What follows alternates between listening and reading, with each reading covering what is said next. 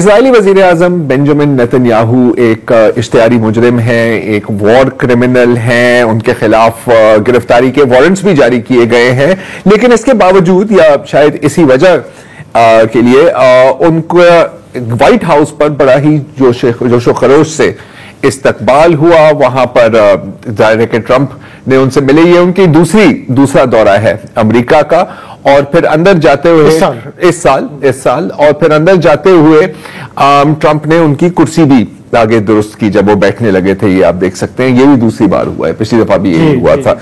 अच्छा, यहाँ आने से पहले, अमेरिका आने से पहले बेंजामिन नेतन्याहू के जो खसूसी तैयारा है विंग ऑफ जायन, वो कई यूरोपीय ममालिक से परवाज के ऊपर से परवाज करते हुए पहुंचे, और असूलन कानून के मुताबिक उनको वहां पर रोक तैयारा उतार देना चाहिए था, इनको गिरफ्तार करना चाहिए था। लेकिन वो क्या कहते हैं ना कि तुम्हारा कुत्ता कुत्ता, हमारा कुत्ता टॉमी, या नेतन्याहू इन दिस केस।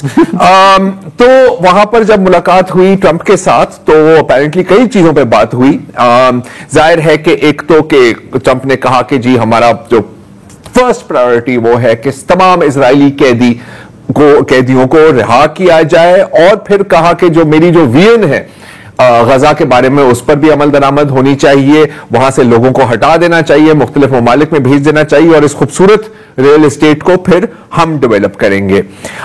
तुर्की पर भी बात हुई नेतन्याहू के मुताबिक, शाम पर भी बात हुई, इसका भी हम जिक्र करेंगे।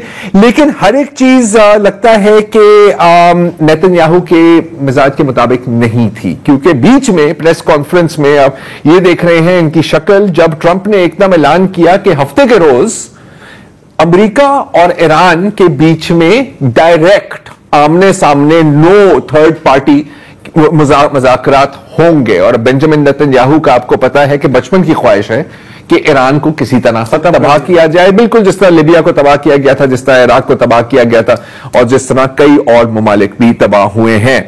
इसके साथ साथ वुसअत और शाहजेब, एक ओपिनियन कॉलम छपा है वॉशिंगटन पोस्ट में आज ईरान के वजीर खारजा के, और वो पढ़ने वाला है, और उसमें वो कह रहे हैं कि जी हमने तो कभी आपके साथ दुश्मनी नहीं की, अमेरिका को कह रहे हैं, और हम तो तिजारत के लिए वी आर अवेलेबल, हमारी $1 ट्रिलियन यहां पर आप इन्वेस्ट कर सकते हैं और आपको इसके रिटर्न ही मिलेंगे। मसला सारा आपके एटीट्यूड, आपकी एडमिनिस्ट्रेशन और आपकी एस्टैब्लिशमेंट का है। और ट्रंप का जब उसमें जिक्र किया है तो बहुत ही इज्जत और एहतराम के साथ जिक्र किया है।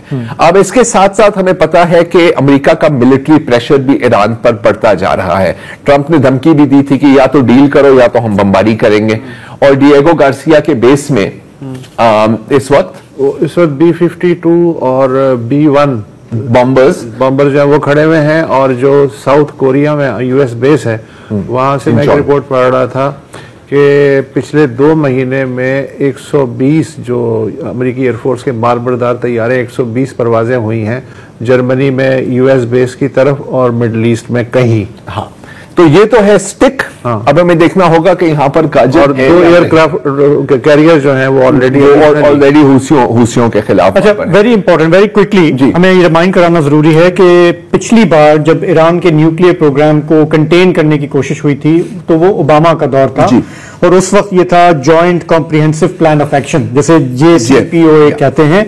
और उस पर अमल हुआ। उसमें यह था कि जी 10-15 साल के अंदर ईरान ऐसी न्यूक्लियर एक्टिविटीज से आहिस्ता आहिस्ता पीछे हटेगा कि वो बम ना बना सके, और जवाब में अमेरिका अपनी सैंक्शंस जो है वो आहिस्ता आहिस्ता नरम करेगा।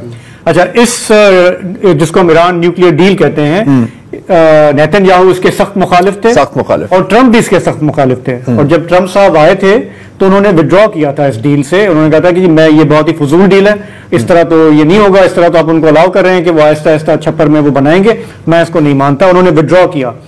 अब जब ये वापस जा रहे हैं ईरान, तो बिल्कुल जिस तरह आपने कहा कि वो धमकी के साथ जा रहे हैं, धमकी के साथ। उन्होंने अभी आते ही प्रेसिडेंट संभालने के बात करेंगे, हाँ, कि जी या तैयार हो जाओ बॉम्बिंग के लिए या आके बात करो। तो इरानियंस के वैसे पूरा दहाइयों से है मर्ग America, they are also pragmatic, they also understand कि अगर एक टाइम एंगेजमेंट का आ रहा है, उनको सिर्फ एक चीज चाहिए कि हमें इकोनॉमिक सैंक्शंस की वजह से जो मुल्क पूरा वो हुआ है, वो आप हमारी कुछ तेजी से हमें रास्ता दें तो हम बात करने के लिए तैयार हैं। अभी मैं ट्रम्प नेतन्याहू की जानिब से जो इसका जो रीड आउट, जो ऑफिशियल रीड आउट है वो मैं पढ़ा था, और वो कह रहे थे कि सबसे पहले तो हमने ट्रम्प की ईरान की बात की और हम दोनों इस बात पर मुत्तफिक हैं कि आपके पास न्यूक्लियर वेपन्स नहीं हो सकते। फिर उसने कहा कि लेकिन ये सिर्फ लिबिया वाली एग्रीमेंट होगी कि अमेरिका वहां जाए और इनकी तमाम न्यूक्लियर फैसिलिटीज को डिसमेंटल करके वापस ले जाए। इसके अलावा मुझे कोई चीज, this is not IAEA, this is not IAEA, एक मल्टीलैटरल ग्लोबल ऑर्गेनाइजेशन यूएन के तहत अमेरिका जाए, आपका हर पेच वेच निकाल के ना सेंट्रीफ्यूजेस का वहां से ले जाए, इसके अलावा हमें कोई चीज कबूल नहीं होगी। जहां तक प्रैग्मेटिज्म की बात है, बिल्कुल आपकी बात 100% दुरुस्त है, लेकिन आई एम श्योर कि ईरान में यह भी सोच होगी कि जो कुछ हुआ है पिछले 2 सालों में इस खित्ते में, तो अब तो लाजिम है कि हमारे पास न्यूक्लियर वेपन्स हो। तो अगेन अब ईरान इज वीकेंड, और वो अपनी जो है वो उससे बात कर रहा है पोजीशन ऑफ स्ट्रेंथ से कि मैंने पूरे रीजन में आपको हर जगह हम कोई पूछने वाला नहीं है, सो नाउ यू बेटर। या आई मीन देखो, अब लिबिया का मिसाल आपके सामने है ना, यूक्रेन की मिसाल, लिबिया ने अपना न्यूक्लियर प्रोग्राम डिसमेंटल कर दिया, क्या हुआ गद्दाफी का, और क्या हुआ इस वक्त लिबिया का हाल आप देखें, जो एक वक्त पे हाईएस्ट स्टैंडर्ड ऑफ लिविंग पूरे अफ्रीका में था, और इस वक्त वहां पर लोगों को माल मवेश की तरह बेचा जा रहा है। सो एनीवे, हफ्ते के रोज मुज़ाकरात होंगे, एटलीस्ट इम्कान ये है, तो उस वक्त भी हम देखेंगे कि क्या होगा।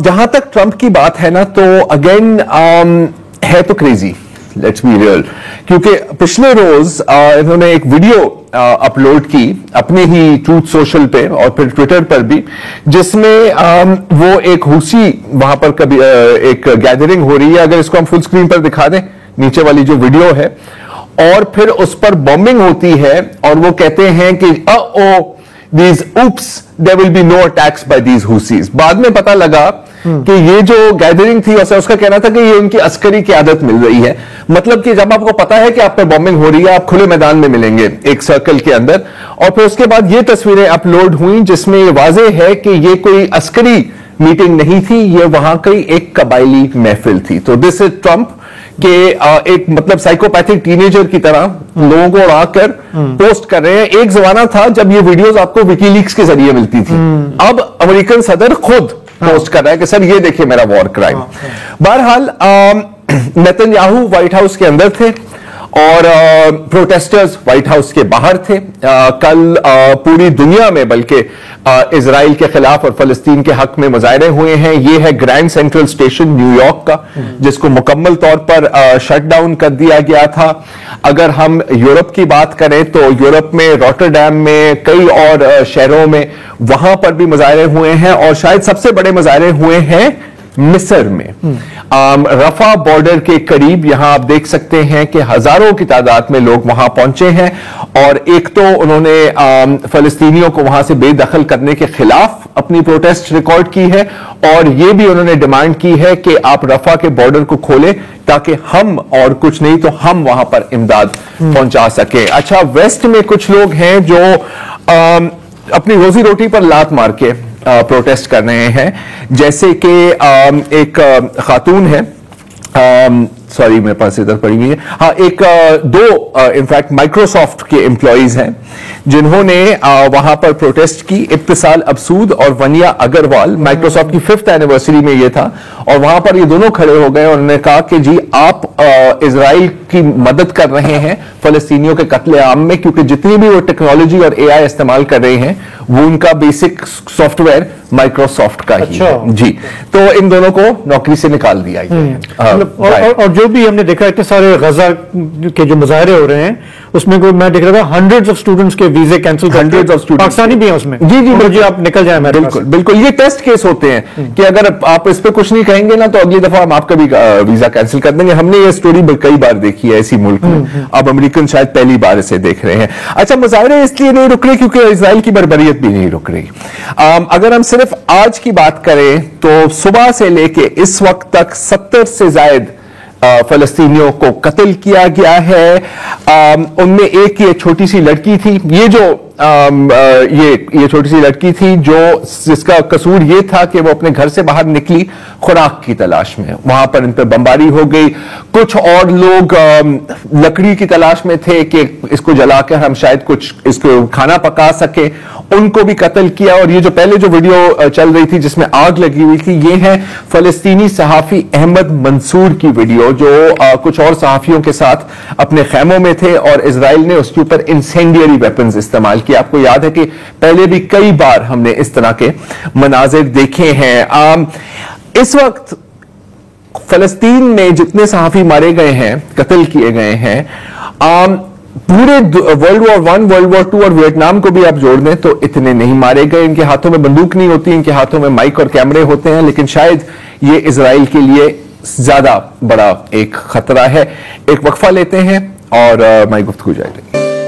Welcome back. अच्छा, अब इजराइल सहाफियों को तो निशाना बनाता ही है, लेकिन उसके साथ साथ मेडिकल और रेस्क्यू प्रोफेशनल्स को भी निशाना बनाता है। बिलखसूस रेड क्रेसेंट, फलस्तीनी रेड क्रेसेंट के वर्कर्स को, आपको याद होगा कि हिंद रजब को जब कत्ल किया गया था तो 2 एम्बुलेंसेज भेजी गई थी उनको बचाने के लिए, और उन दोनों एम्बुलेंसेज पर इजराइल ने फायरिंग की थी। अब एक और वॉर क्राइम मंजर-ए-आम पर आया है और उसमें हमें पता लगा है कि 15 रेड क्रेसेंट के वर्कर्स जो वहां पर आप देख सकते हैं इस वीडियो में लोगों को बचाने जा रहे थे रफा के इलाके में, उनको वहां पर रोका गया, उनको गाड़ियों से निकाला गया, उनके हाथ बांधे गए और उनके सर और सीनों पर गोलियां चलाई गई। ना सिर्फ ये, बल्कि फिर उनको छुपाने की कोशिश की गई कि उनको और उनके एम्बुलेंसेस को बुलडोजर के जरिए वहां पर दफनाया गया। हस्बे मामूल इजराइल ने कहा कि नहीं, असल में ये अपनी लाइटें बंद करके तेज रफ्तार में हमारी तरफ आ रहे थे, हमने सोचा कि दहशत गर्द है और हमने फायरिंग कर दी। लेकिन फिर ये जो वीडियो सामने आया है इसमें एक बार फिर जाहिर होता है कि इजराइल झूठ बोल रहा है, इस हद तक कि न्यूयॉर्क टाइम्स में भी ये लिखा हुआ है कि इस वीडियो से ऐसे लगता है कि शायद इजराइल ने गलती से गलत बयानी कर दी थी इस मामले की। ये न्यूयॉर्क टाइम्स है, लेकिन न्यूयॉर्क टाइम्स के लिए बहुत बड़ी बात है। और इनफैक्ट इसकी जो सबसे हार्ड कवरेज थी ना, वो पता है किस पे थी? फॉक्स न्यूज पर। ये आपकी एक इंटरेस्टिंग चीज है मेरे लिए। इसके साथ साथ एक ऑडियो क्लिप भी मंजर-ए-आम पर आई है और ये है रिफत रिजवान की, और ये इनकी मौत के कुछ लम्हों पहले की ही वीडियो है। पीछे फुटेज में आपको गोलियों की आवाज भी आएगी और वो इसमें अपनी वालदा से माफी मांग रहे हैं और दुआ कर रहे हैं और वालदा से माफी मांग रहे हैं और कह रहे हैं कि अम्मी मुझे माफ कर देना, मैं इस शोबे में इसलिए आया था कि मैं लोगों की मदद कर सकूं। सुनिए। يما سامحيني يما، هذه هي الطريق اللي اخترتها يما من اساعد الناس.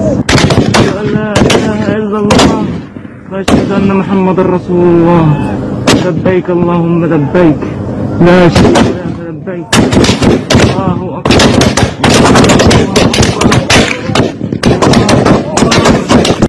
जब से ये जंग शुरू हुई है तो फलस्तीनी हमें बताते हैं कि नए हथियार इस्तेमाल किए जा रहे हैं, टेस्ट किए जा रहे हैं, मार्केट किए जा रहे हैं गजा में। और जो लेटेस्ट एक वीडियो हमने देखने को मिली है बदकिस्मती से, उसमें आप देख सकते हैं कि अगर वो वीडियो हम चलाएं तो इसमें आप ये देख रहे हैं, ये जो आसमान में चीजें उड़ती हुई जा रही हैं, ये मलबा नहीं है, ये इंसान है, ये इंसान है। और अगर आप इजरायली वेबसाइट्स पर जाएं तो उन्होंने इसी मंजर को कई एंगल से पेश किया है कि ये देखकर आपको लुत्फ होगा कि हम अपने दुश्मनों के साथ क्या करते हैं। This is the reality of it.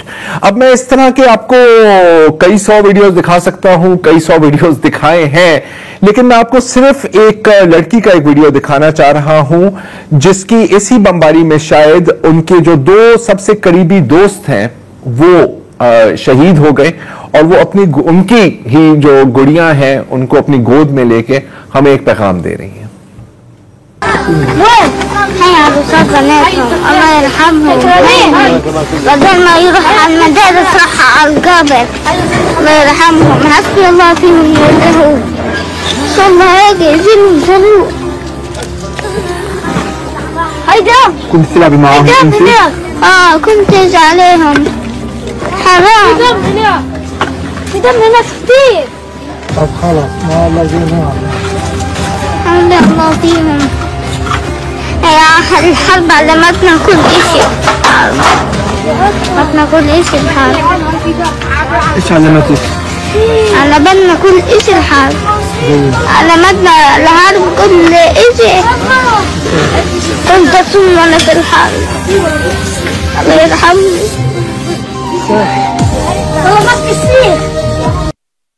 Eid के रोज जब हम जाहिर है अपने घर वालों से मिल रहे थे, अपने रिश्तेदारों से मिल रहे थे, ईद के रोज भी इजराइल का कत्लेआम जारी रहा।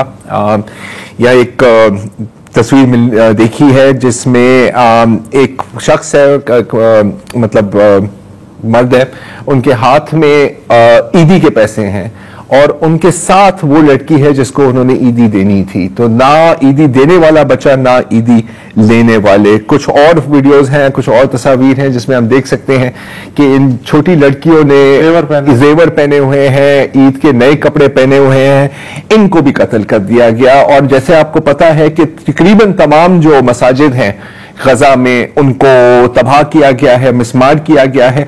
एक शायद बची हुई थी और उसका भी मीनार यहां पर गिरा दिया है और उसमें इजरायली जो इसमें फौजियों की जो ऑडियो है उसमें वो कह रहे हैं कि ये देखें, हमने इस्लाम का नामो निशान यहां से खत्म कर दिया है।